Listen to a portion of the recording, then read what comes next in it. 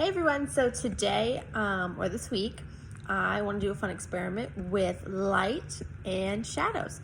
So before we get started, I want you to try to start out with your prior knowledge or what you already know. So answer these questions. What is a shadow? What is needed to create a shadow? And how can shadows change? Think about their shape and things like that. So only a few things you need from this experiment. One of them is, I guess you could say one of them is pretty optional. So you definitely need a blank piece of paper, some markers or colored pencils to do some tracing throughout the day. And you'll also need, I used tin foil and I created my own sort of character or object to create shadows. You can create your own, and I'll show you how to make some sort of man, or you can make an animal or anything you'd like, or you can just use some sort of object that you have around the house that kind of has a cool shape to make it fun to trace the shadows. I also use tape. I'll show you after we finish it. He's gonna probably need to stand up, so we'll tape him down into the middle of your paper to see what happens.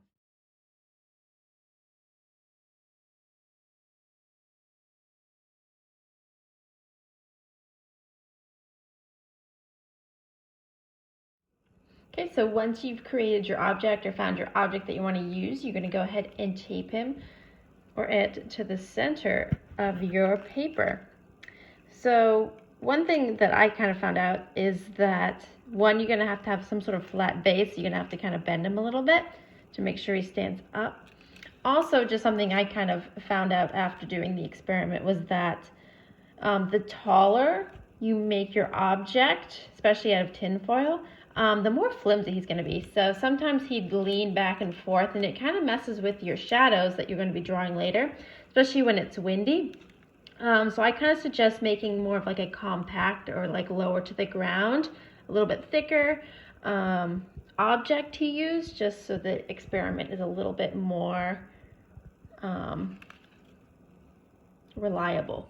So once you finish the setup, so you've created or found your object and then you taped them on there, now it's time to find a very sunny spot outside to start the experiment.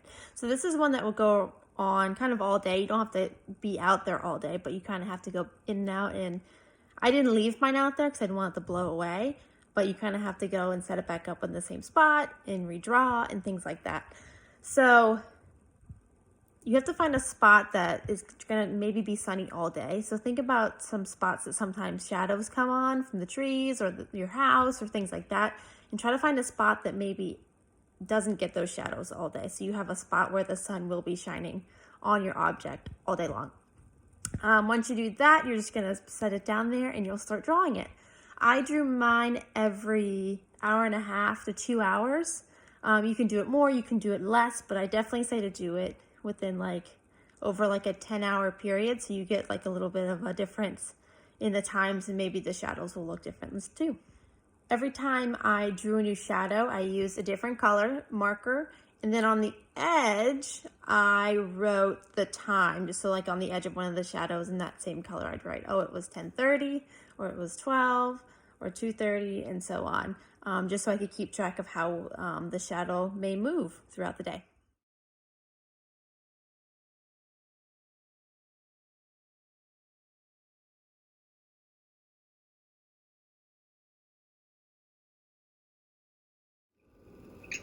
Hey guys, so at this point you should have already done your experiment. And so I want to talk a little bit about your findings and what you saw throughout the day and what you recorded. So a shadow is made when light, like the sun I have, is blocked by an object. So the result of this blocking over here is a colorless, detailless, and sometimes a little distorted representation of that object. Let me show you. So the sun here is, if you go like this, it is blocked, the sun's rays are blocked by this tree. So the result on the opposite side of the sun is going to be a shadow of the tree. Now the shadow doesn't have leaves, it's not green, it's not brown, it doesn't have bark, So that kind of explains what I said by colorless and detailless, right? So it's just kind of like this grayish, blackish outline, which is shaded in, of that object that is blocking the light or the sun. It also sometimes won't show the whole tree, or it can be a little distorted, so it can be super long, or it may not show the entire tree. Let me put it back to where it was. As you can see here, it doesn't have the full trunk, so it's kind of distorted in a sense, right? So it doesn't always exactly have to match the object, but it's going to have some sort of similar representation to it. So as you probably saw in the experiment, shadows do move based on the position of the light source. So the sun seems to move throughout the sky, right? It kind of goes like this. This would probably be like noon in the middle of the day. This may be in the morning, and then this may be in the afternoon. So it seems like the sun is moving, but it's actually the earth that is rotating, right? So we have night and day, so the earth rotates all day long. And so as it rotates, the sun seems to be in different positions. So that's why it rises on one side and sets on the other. And as you can see, the more angled the sun is from the object, the longer the shadow is going to be. And when the sun is kind of more direct over the top, the shadow is going to be very short, and it's also going to probably be more compact, and it may not even be there at all if it's directly overhead. So I'd like to hear what your shadow did. It should have made either like a semicircle or a full like circle around your object based on how the sun moved in your area.